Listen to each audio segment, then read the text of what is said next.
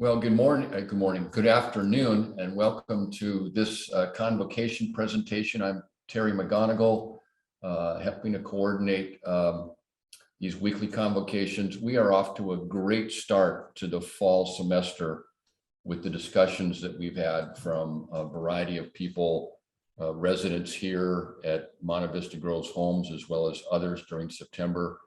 And we continue this conversation today with Bruce Calkins, who will be introduced in just a moment. Just a couple of words about protocol. If you've been on for the last few weeks, you know we've had some sound difficulties. We picked up a mic. Hopefully we'll be able to allow the broadcast to be done more clearly. At the same time, Jonas Steffer at San Marino Community Church, who's coordinating our technology every week, has put all of you on mute during Bruce's presentation. And if you want to put a question in the chat, Jonas will pick up on those afterwards. And if you want to speak and make a comment, Jonas will facilitate that. Just a couple of things that are important. We've picked up a lot of background noise from participants. So if you are two people in the same room with two computers on, if you would please both mute those computers. And if you're going to speak later on during the discussion portion, only have the one computer on. And some of you have had animals in your residences, which is great. But when they're making noise in the background when you're speaking, it tends to drown out your voice. So if you could attend to that matter, if you're going to make a comment later on. So we look forward to this wonderful present and very important presentation from Bruce Calkins. And introduce Bruce, resident Ron White is going to introduce Bruce and read our scripture. And then Bruce, you'll be off and running. Okay. Thank you, Terry, and welcome also. As Jonas puts the scripture up on our screen, I will read it, but I want to suggest that you may want to say it or read it wherever you are. So wherever we are in different places, we will say it and read it together. The scripture is Matthew 25, verses 34 to 40. Then the king will say to those at his right hand, "Come, you who are blessed. Father, inherit the kingdom prepared for you from the foundation of the world. You were hungry and gave me food. I was thirsty and you gave me something to drink. I was a stranger and you welcomed me. I was naked and you gave me clothing. I was sick and you took care of me. I was in prison and you visited me." Then the righteous will answer him, "Lord, when was it that we saw you and gave you food, or thirsty, or gave you something to drink? And when we saw you as a stranger and welcomed you, or naked and gave you clothing? And when was it we saw you sick or in prison and visited you?" And the king will answer them, "Truly I tell you, just as you did it to one of the least of these brothers and sisters of mine, you did it to me." The word of the Lord. Thanks be to God. Let's pray together. O God, our creator, sustainer, and redeemer, we do not ask that we would shut out from our minds this afternoon the cares of the world, but actually have them very, very present as we meet this afternoon. We thank you that you are the God of grace and the God of justice.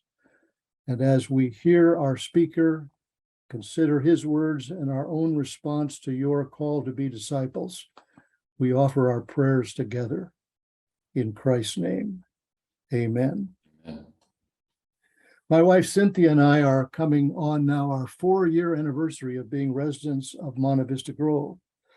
And one of the most remarkable things that each of us as residents discover is that these people who are in their 60s, 70s, 80s, 90s have remarkable stories when they were in their 20s. I first began hiking with Bruce Calkins. I should say he was hiking. I was straggling. He was so kind to let me try to keep up with him. And some months ago, he sent me an article that he had written and was trying to get published and was not successful. And we were able to intervene with the Journal of Presbyterian History so that his wonderful article, "The Presbyterian Church as Servant," would be published.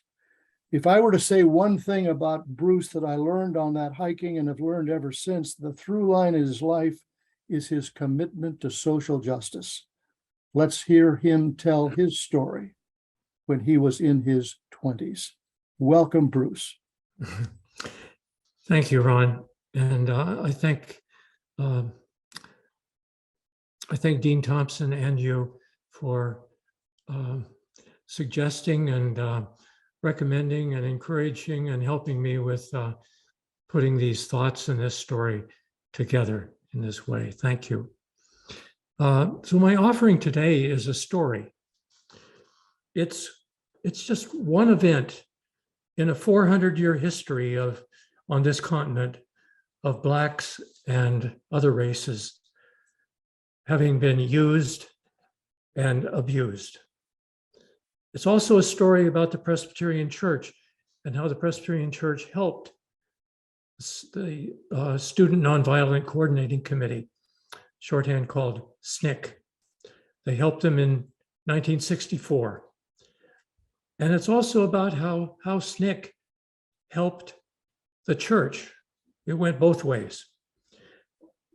The SNCC leaders, John Lewis and Bob Moses, had scheduled a voting rights demonstration, an action in Hattiesburg, Mississippi for January of 1964, and they asked the church for help. They needed more than just denominational pronouncements. They needed the physical presence of white clergy to be with them, to march with them, and to be willing, if necessary, to be arrested and to be aware that they also might be beaten. Since Reconstruction time, there hadn't been a civil rights demonstration in the state of Mississippi that had lasted longer than 15 minutes without mass arrests.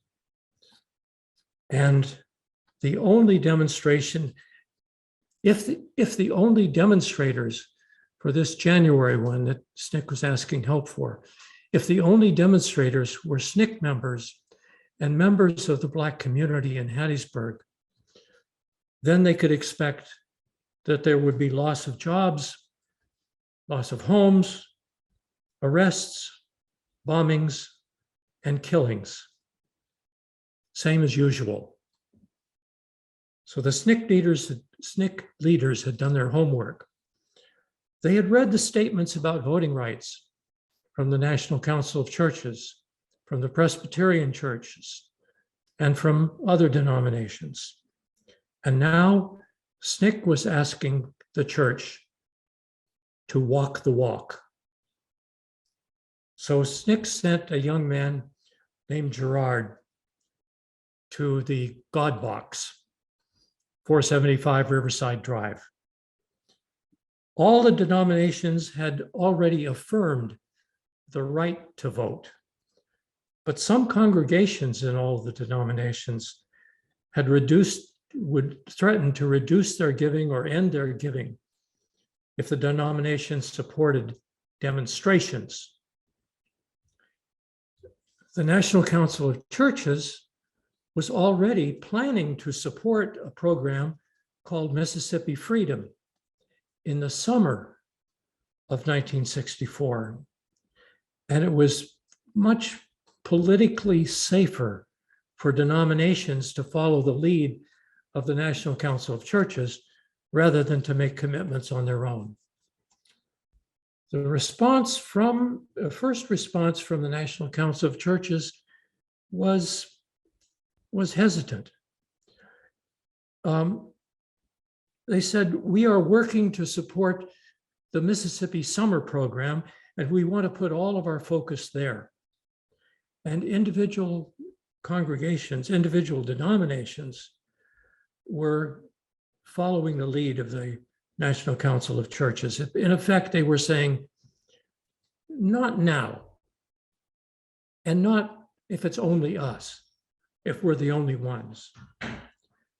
So Gerard the young man from SNCC who'd come up to 475 Riverside Drive, he had a problem.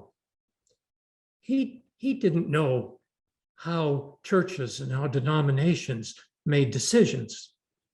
And he didn't know how long it took them to make those decisions. However, Gerard had the good fortune to meet Bob Stone. Bob was on the Council on Religion and Race of the Presbyterian Board of National Missions. And Bob did know how churches made decisions.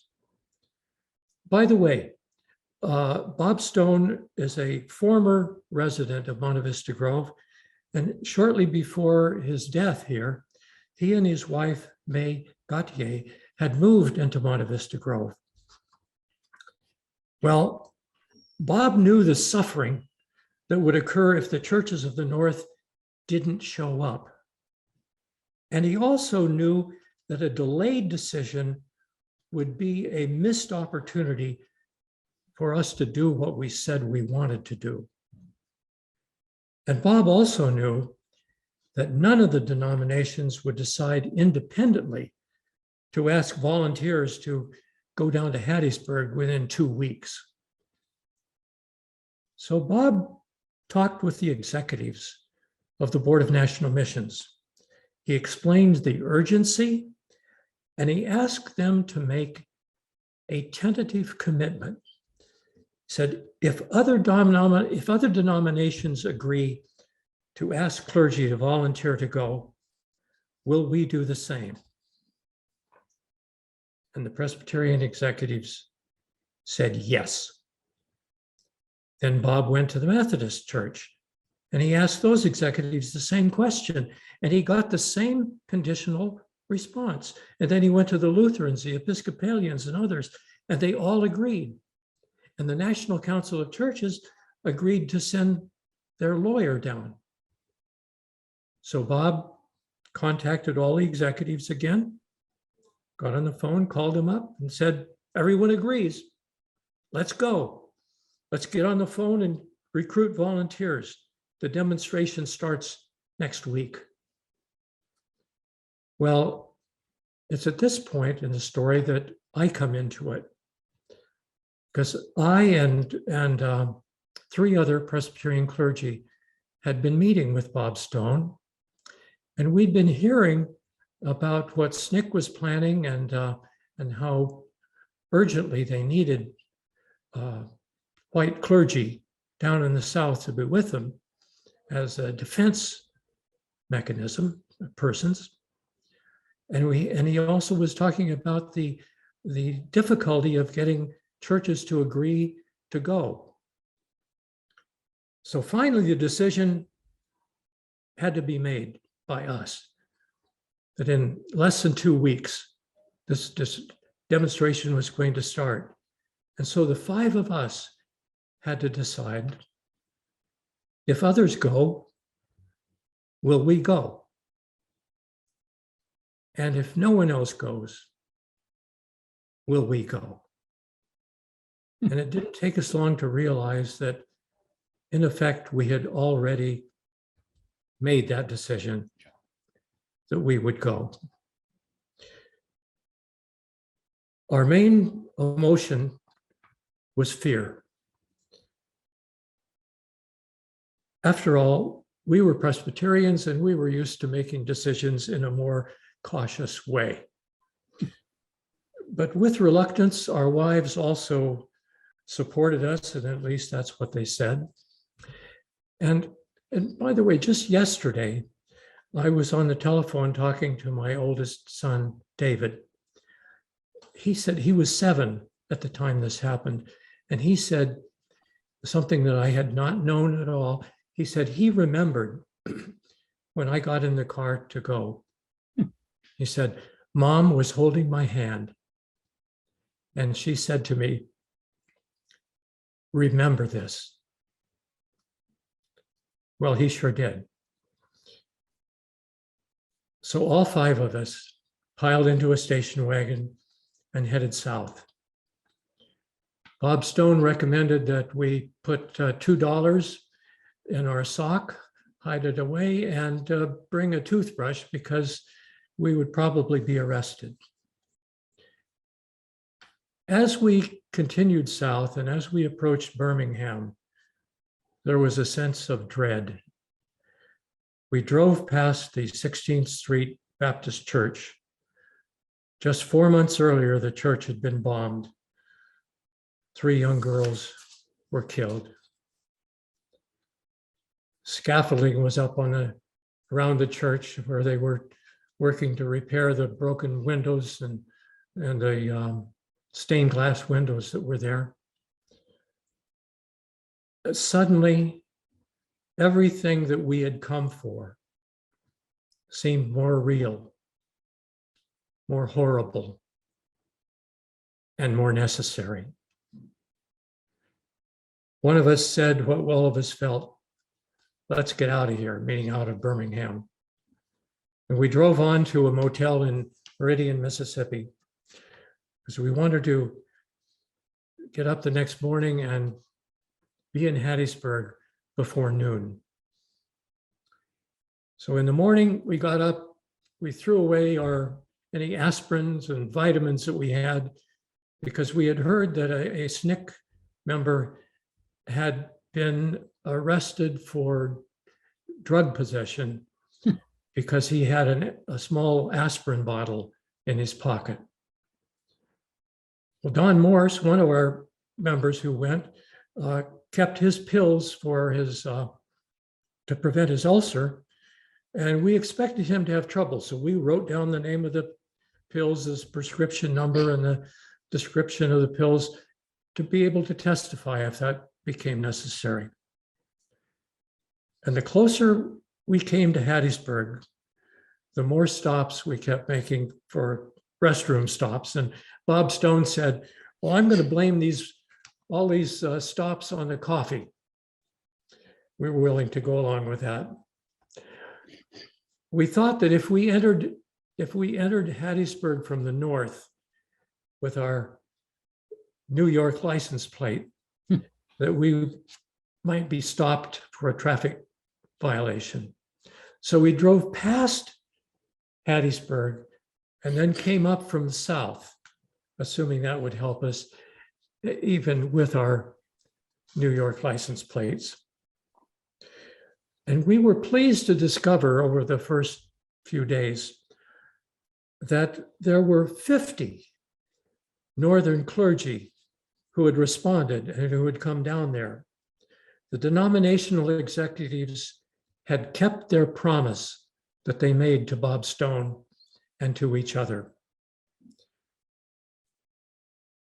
SNCC knew that all these Northern clergy would not be safe or welcome in the local motels, so they arranged for families there to house us. And so at great risk to themselves, they welcomed us and gave us lodging and breakfast.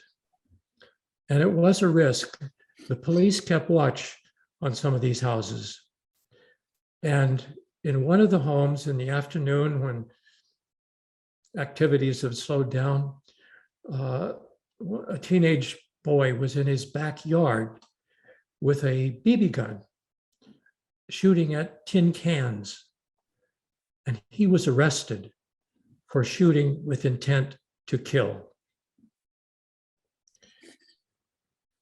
The first night in Hattiesburg, and almost every night that we were there, there was a mass meeting. And we were packed into a wooden church building. People were standing in the aisles, and all of a sudden, it went dark. All the lights went out. There was silence. We expected a firebomb to crash through the window at any moment. A little more silence, and then Fannie Lou Hamer started to sing. Said, "This little light of mine, I'm gonna let it shine." And by the second verse, everybody joined in. And pretty soon the volume went up and the tempo went up and we were clapping. the lights came back on and they said that there was a apparent blown fuse. And we kept on singing, all around the courthouse, I'm gonna let it shine. And we were laughing and there were tears in our eyes. And everybody was in love with Fannie Lou Hamer. The next day, Black residents risked their jobs and their lives to go to the courthouse, try to register to vote, and to march around in the demonstration. There were Black students and adults mingled with the white clergy who marched around the courthouse, and also in the rain, singing all around the courthouse, I'm gonna let it shine. We'd been walking for a few minutes when we heard other footsteps, and we saw 5 or 6 rows of deputies, 6 or 8 deputies in each row. They were marching toward us, and we assumed that we would all be arrested. But there were no arrests, no mass arrests. There was no violence. The deputies took positions along the line of march around the courthouse. And sometimes as we passed by, some of them would mumble, N lover, or white N. There's one picture that Presbyterian Historical Society had available of that march that could we show that on the screen for just a minute? There it is. So this was the just one part of the line that went all the way around the block and circled the courthouse and came around again. There was one arrest, and that was the SNCC leader, Bob Moses. He was standing on the sidewalk across the street from the courthouse, and the police came and handcuffed him, put him in a police car, and drove him off, and he waited overnight for his hearing in court the next day. We had another mass meeting that night, and then the next day we were back marching around the courthouse. And inside, they were beginning the hearing for Bob Moses, and the line of demonstrators marched right into the courthouse, into the courtroom. We looked up on the wall, and there was 2 signs that said colored and white. And we integrated both sides. The prosecuting attorney stepped up and asked us to sit where we were supposed to be sitting. Nobody moved. Everyone was silent. So he said, well, you can all consider that yourselves under arrest. Then the judge called the prosecutor and another local attorney to the bench, and they conferred for a while. The prosecutor then came out and spoke to us and said, if you are respectful and quiet, you will not be arrested. Well, I don't know about the respectful part, but we were quiet. We sat in silence and nobody moved. So the prosecutor gave a pseudo welcome to this big city lawyer from New York City, meaning the National Council of Churches attorney who was there. And then the prosecutor asked Bob Moses, why did you interfere with the lawful activities of the city of Hattiesburg? And Bob Moses spoke about the right of all adult citizens to be able to vote. The attorney asked him, are you a lawyer? And Bob said, no, in the United States, you don't have to be a lawyer to understand our constitutional right to be able to vote. The lawyer didn't know Bob Moses's background. So he asked, where did you go to school? And you could tell from the tone of his voice that he really wanted to end the sentence with the word boy. Bob said, "I'm a PhD candidate from Harvard." Then there were questions about the crime. The lawyer said, the National Council of Churches lawyer here was very helpful in interviewing the arresting officer. So the National Council of Churches lawyer said, "What is the charge against Mr. Moses?" "Obstructing traffic." "Where was he at the time?" "Across the street from the courthouse." "Were there any cars moving by?" "No." "What was the traffic he was obstructing?" Presbyterian, pedestrian traffic, Presbyterian or not. Said, "Where was he standing?" "In the curb in the middle of the sidewalk." "How long had he been standing there?" 1 minute, about 1 minute. "Were there other pedestrians in the sidewalk?" "The police were in the sidewalk." "Were there other pedestrians in the crosswalk?" The police officer said, "I was in the crosswalk." "How wide was the crosswalk?" And the officer answered, "About 8 feet wide." Well, the rest of us as observers figured that the defense had won the case. But this was Hattiesburg. And Bob Moses was declared guilty of obstructing traffic. But SNCC had more plans for us than just to demonstrate. They were able to educate us, and we needed it. We met with John Lewis. He was younger than any of the northern clergy of us who had come down there. But he spoke with the wisdom of generations of freedom fighters. He was a man with a passion and a plan. And even in his young years, he had earned deep respect. So with the encouragement of John Lewis and Bob Moses, we walked, the clergy visiting from the north, walked through the neighborhood and visited homes and stood outside of front doors. And these were extremely poor areas, many houses falling apart.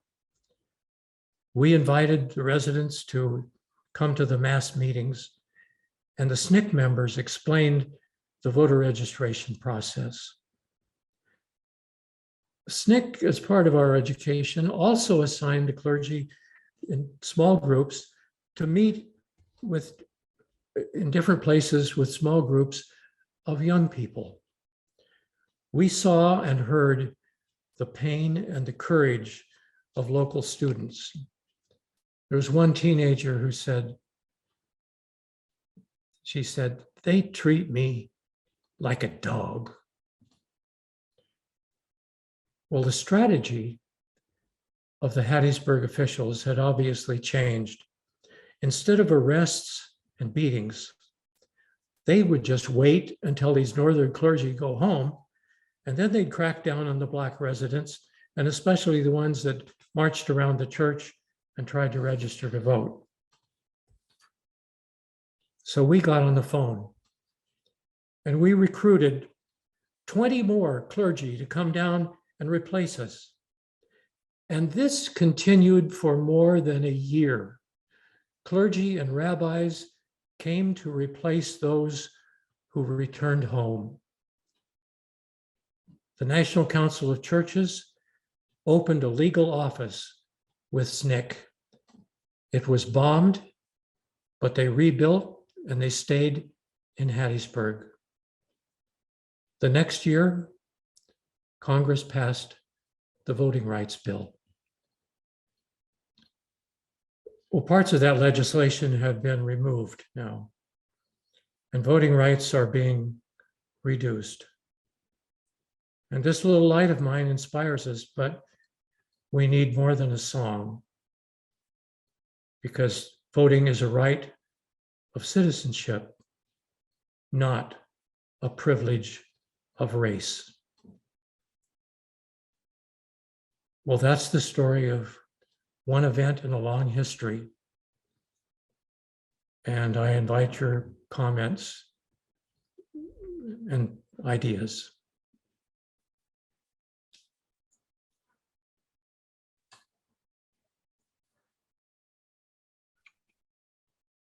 Very good, Bruce. You hear me? Yes. This is your brother. Oh my gosh, Max. How are you? Okay. Very interesting talk. I really enjoyed it very much. All right. Thank you. Bruce, I'd like to, I see Susan is on there too.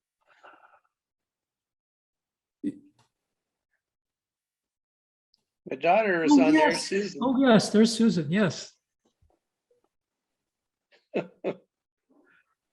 Bruce, I'd like to ask you a question. Yes. This is Dean Thompson.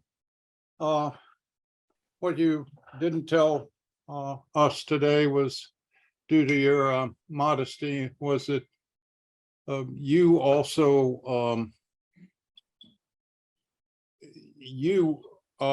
went to Selma. You also were at the March on Washington. I'd like to know how you knew deep in your heart that you needed to go to these places. How did you know that you needed to attend these monumental events?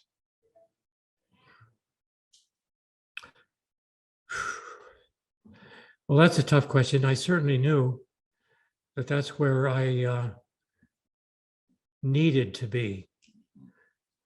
It was a sense of calling, but there was certainly an awareness of having received a gift, many gifts that others had not received, but were equally entitled to. That's not really an answer to the question, how did I know?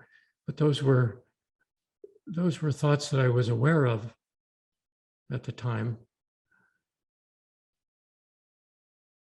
Thank you for going, Bruce. It was the right thing to do, and I got a lot of support from my local church, obviously, a Black congregation. But I was told that most of the white clergy who came down to Selma in that first, to Hattiesburg on that first trip, that when they went back to their churches, that 1 year later, most of them were not in those at those congregations anymore. It was either their resignation or disapproval that they had received. So at that time, it was a very controversial time. It was things like, we agree, the theme was, we agree with what you want to do, but we don't agree with your methods. And that was what was dominating the mindset in the early 60s.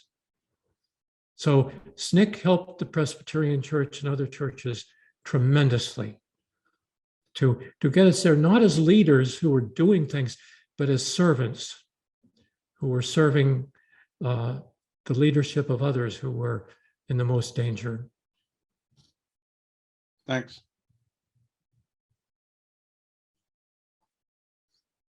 Nancy Mackey is asking, Bruce, please describe those mass meetings in the evenings in Hattiesburg. Well, there was a lot of singing, that's for sure.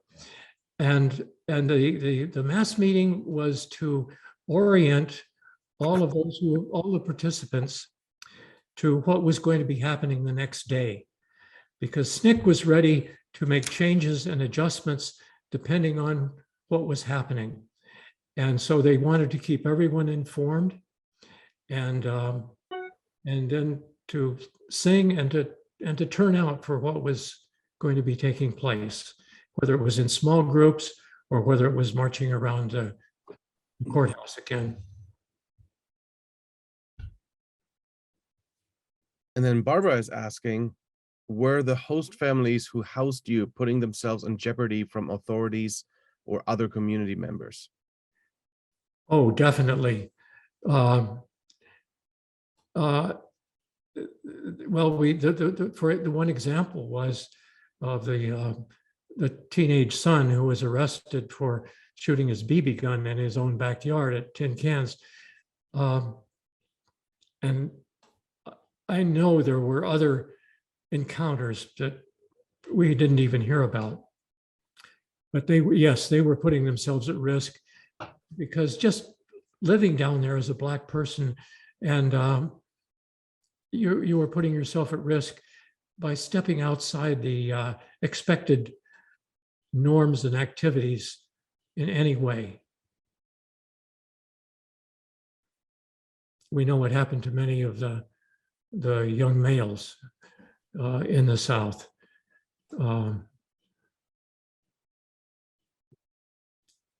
For really doing nothing but winding up being killed. Okay, speak. Bruce, this is Jim Simons. Yes.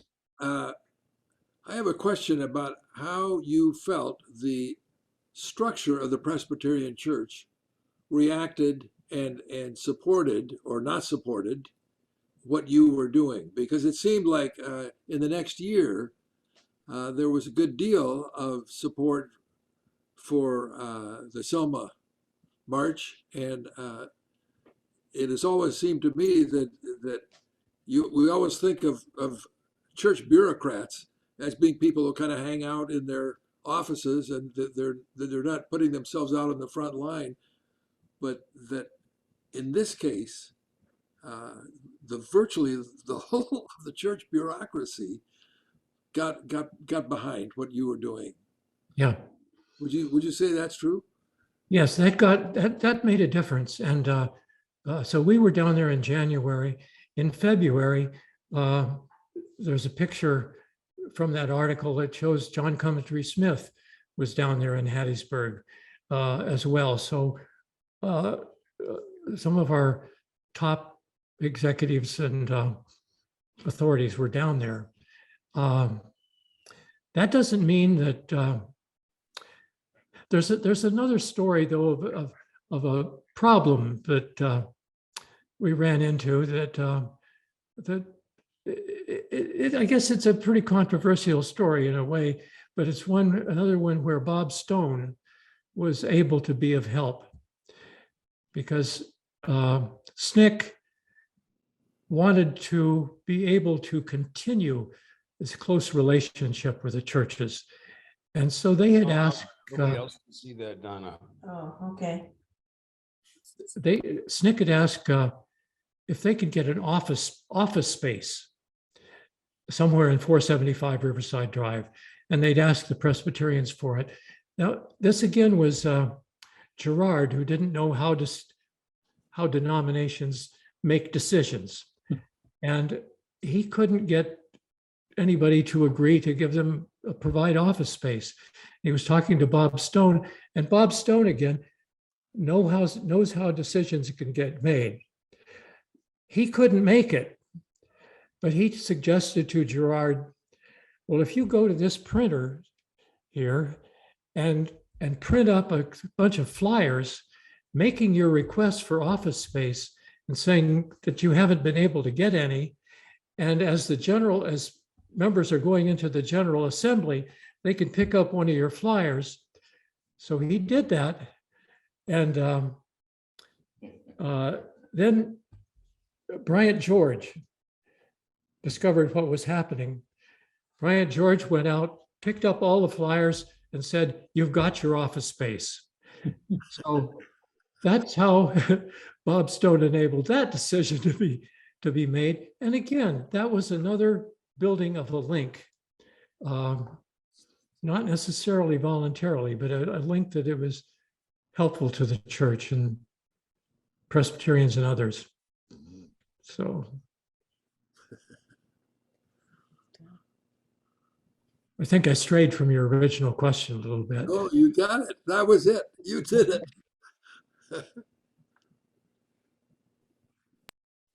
Okay, Lynn says, thank you for sharing your story, Bruce, and thank you for being there. Question: how did this experience shape and inform your subsequent ministry? And what are your reflections on the resurgence and uncovering of extreme racism all these years later?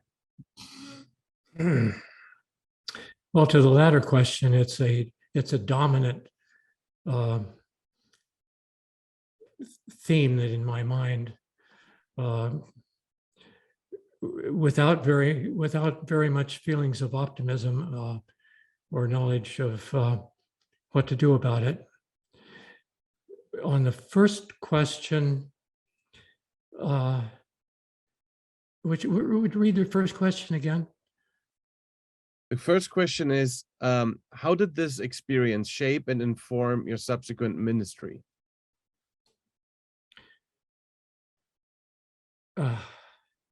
It made me feel that the church was doing a lot of creative activities and responses and creative mission in the 1960s. I saw things that were done related to social justice and to mission outreach that sounded very intriguing and creative. And then I saw that nothing was being evaluated, so you could learn from successes or failures. These creative ideas, they continued until whoever thought of them went on to something else or until the funds ran out. So my next step was feeling that perhaps I could learn some research skills to evaluate the effectiveness of programs and of institutions, particularly meaning the church's ministry. So I took some additional work at Columbia Teachers College on research methods, and that wound up doing some research for the Board of National Missions for a year and a half on how the church had responded to the racial crises of the 60s, and then on to 30 years of church consulting, church institutions, mostly with the Catholic Church after Vatican II, but it was still with this theme of how can we discover more effective means of the ministry of the church. So that's one of the ways that it influenced my ministry, the following ministry, path of ministry.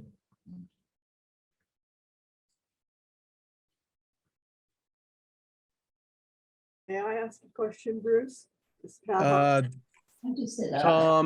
I wanted to ask a question first, real quick. Yeah, thanks. Bruce, thanks is hardly a word adequate enough to express what I'm feeling in my heart right now. Remarkable story. You were in the right place at the right time, and you actually made this a better world, and we're all grateful. And I share with you, obviously, the deep disappointment about what I perceive as a significant regression right now going on in the United States, and it absolutely boggles my mind. Having said that, just a question. During your time,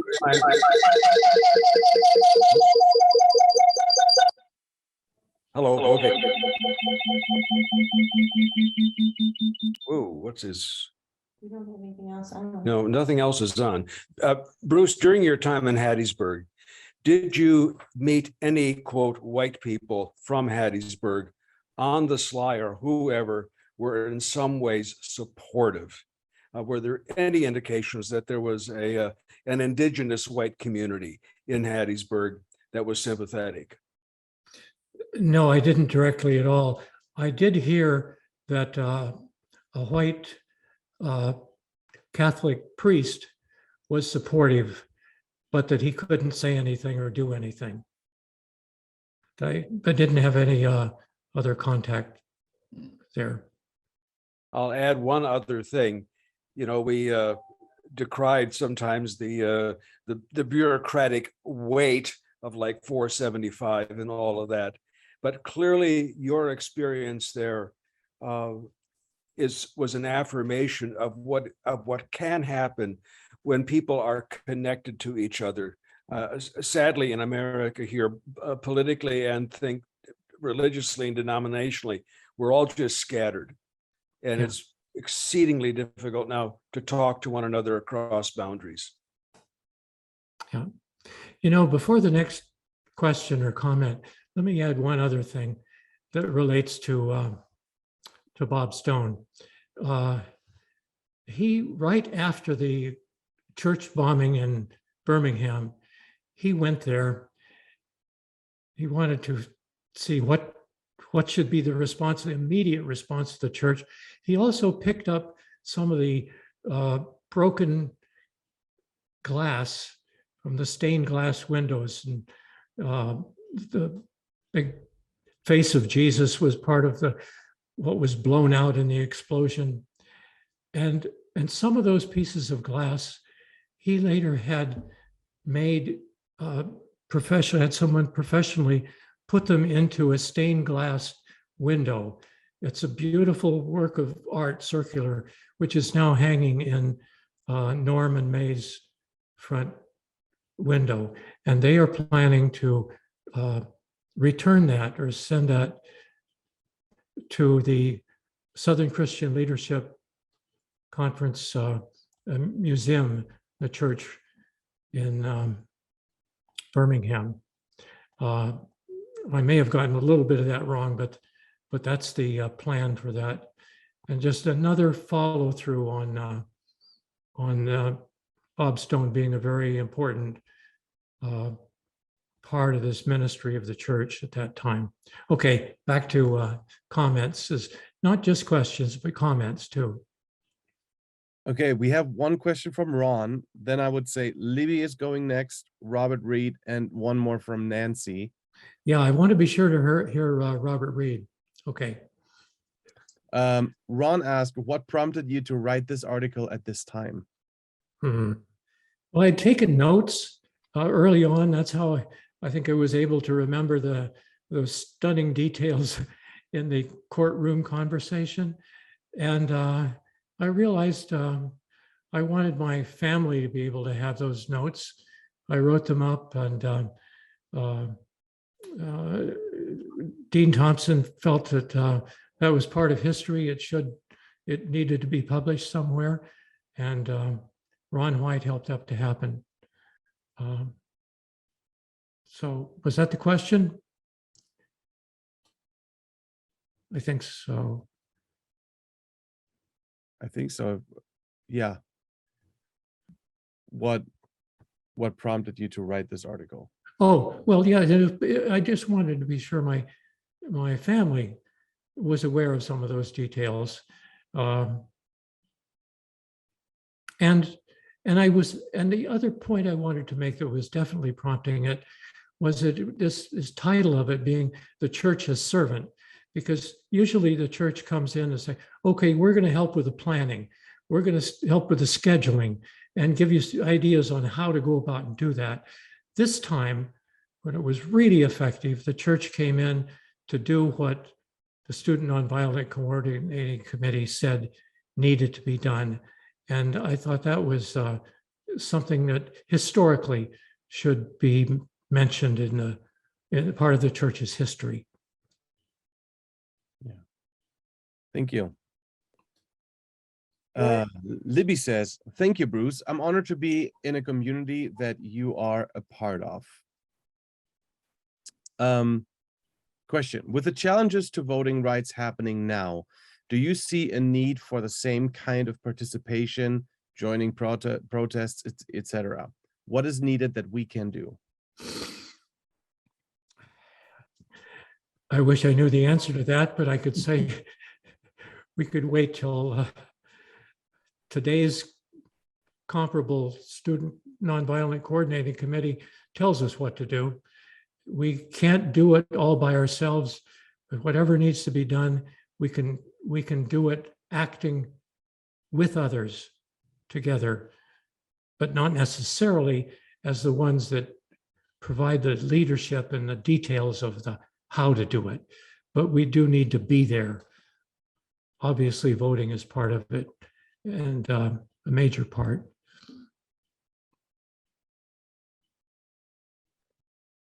Robert Reed, you had your hand up for a while now.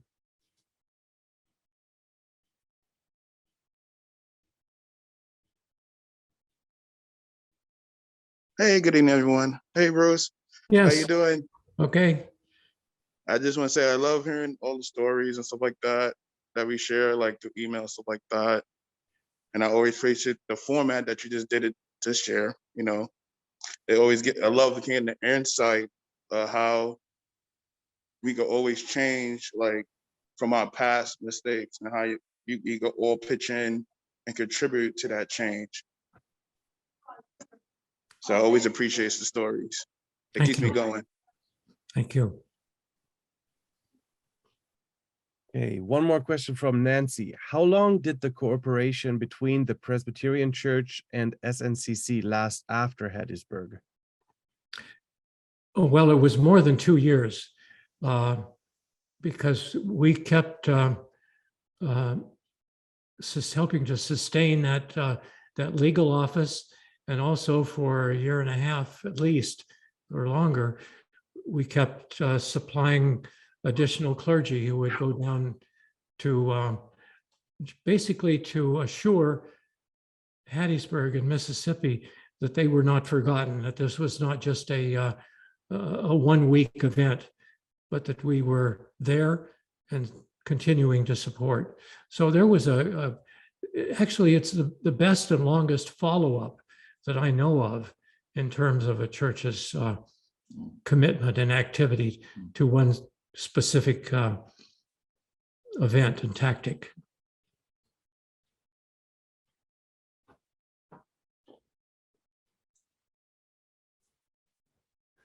Well, if there aren't any other comments, I just want to express my deep appreciation to you, Bruce, for your faithfulness to God's call in your life, and for all that went with you. Thank you for your courage and for your humility. And those two things go together. And I think when God's people show up courageously and humbly, somehow the Spirit does important work. And certainly there was very important work being done in 1964 and 65. Yeah. And that work must continue in terms of what's going on in our nation now. Yeah. So what that looks like, may God's Spirit lead us. Amen. So thanks to all of you who were a part of this very important conversation.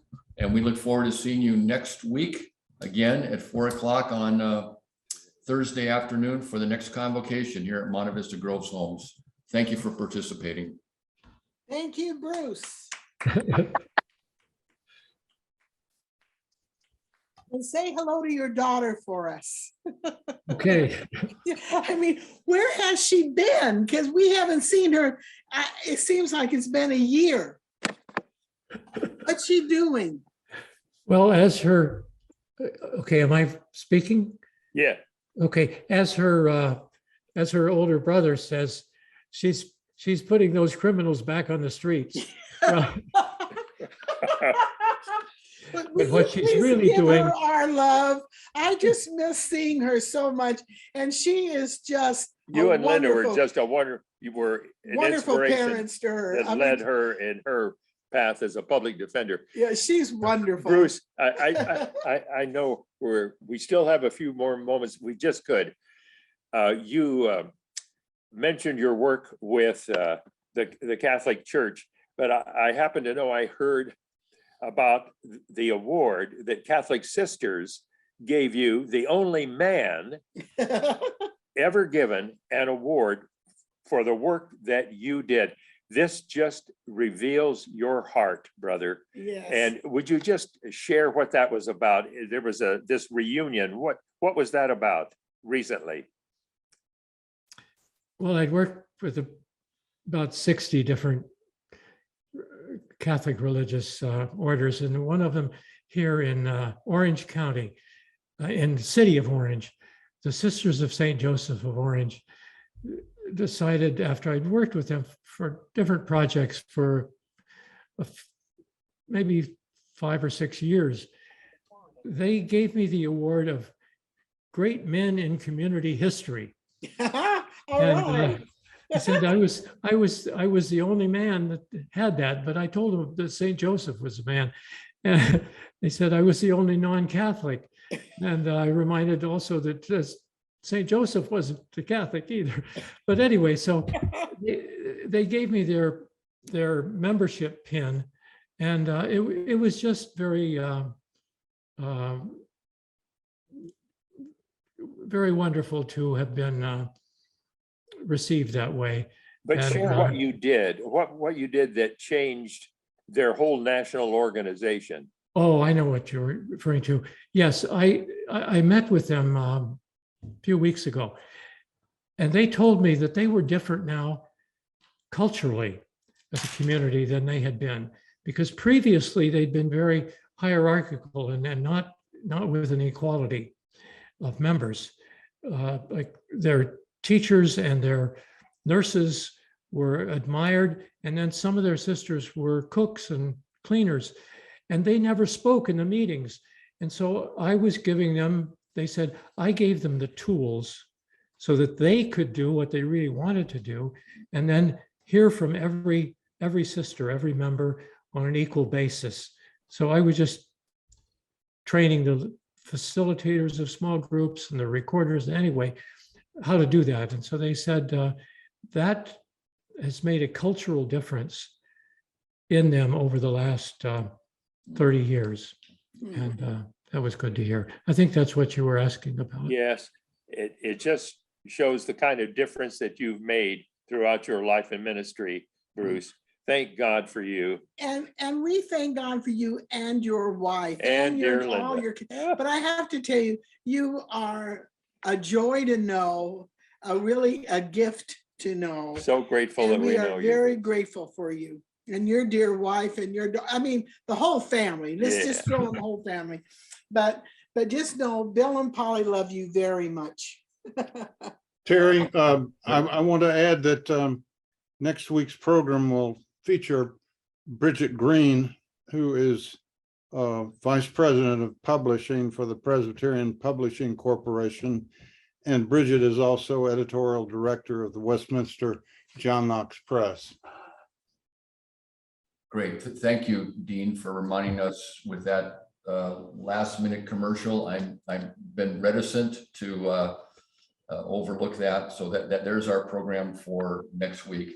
And as a final thought, Bruce, we are very glad that the nuns gave you a pin, but that they didn't give you a cell in their nunnery. That's true. Because we're glad that you are here at Monte Vista Groves Homes, living with all of us. So we Thank show our you. appreciation to Bruce as we conclude, please, with a big clap. Thank you, Bruce. Enjoyed Enjoyed it. Bruce. Okay, great. See you all next week. Thank you very much. Okay.